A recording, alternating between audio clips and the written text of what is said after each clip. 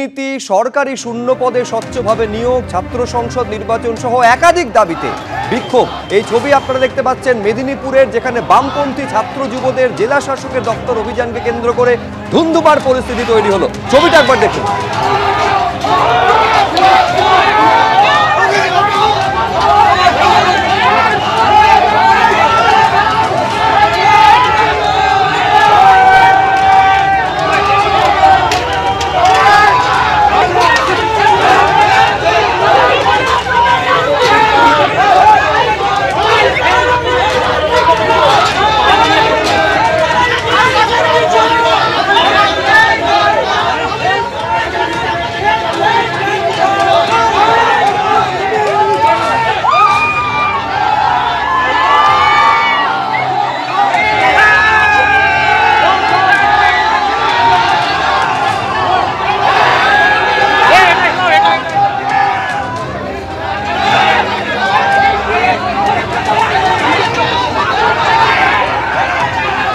এরই পাশাপাশি রায়গঞ্জের ছবি আপনারা দেখতে পাচ্ছেন। রায়গঞ্জ পুরসভায় নির্বাচনের দাবিতে সিপিএম এর মিছিল এবং সেখানেও উত্তেজনার পরিস্থিতি তৈরি হলো।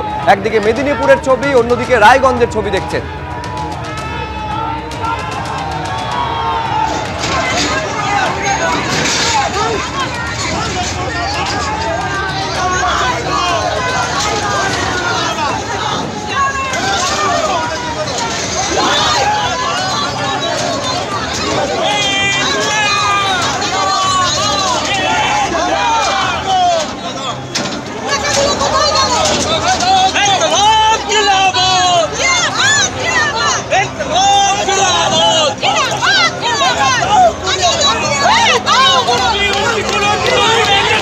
একদিকে মেদিনীপুরে এসএফআই ডিওয়াইএফআই এর কর্মসূচি এবং অন্যদিকে রায়গঞ্জে ছবি দেখতে পাচ্ছেন, যেখানে অভিযোগ দীর্ঘদিন ধরে রায়গঞ্জ পুরসভায় নির্বাচন হচ্ছে না, বেহাল পুর পরিষেবা। তাই নিয়ে সিপিএম এর কর্মসূচিকে কেন্দ্র করে উত্তাল পরিস্থিতি।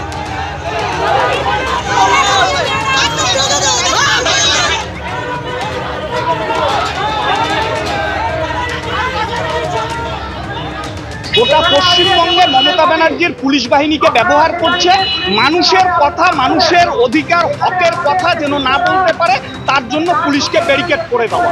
আজকে ডেপুটেশনে এসেছি, এখানে ঝামেলা করতে আসেনি। ডিএম অফিসের গেট বন্ধ হয়ে যাচ্ছে, এমনও ঘটনা আছে থানার দরজা জানলা বন্ধ করে দিয়ে যাচ্ছে বামপন্থীদের ভয়ে।